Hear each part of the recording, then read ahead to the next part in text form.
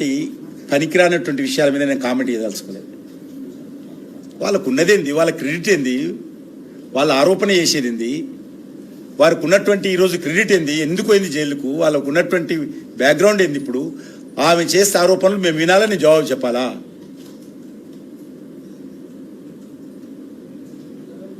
అది daddy daughter సమస్య. అది డాడీ డాటర్ సమస్య, సిస్టర్ బ్రదర్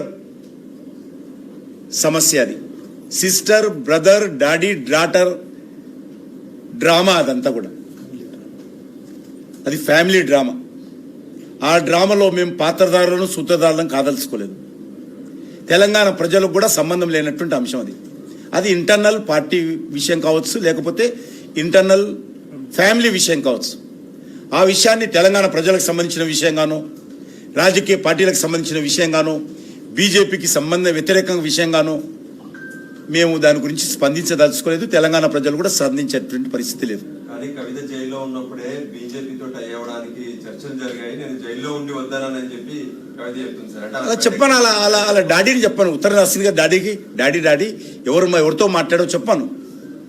డాడీని అడుగుమాను, డాక్టర్ కదా, డాడీ దగ్గరికి వెళ్ళి డాడీ నువ్వు ఎవరితో మాట్లాడావు, ఏ రకంగా బీజేపీలో మెర్జి కావాలని చూసావు చెప్పమని అలా డాడీని. నీటి మీద రాతలు తీసుకొచ్చి ఇన్ని రోజుల తర్వాత ఈరోజు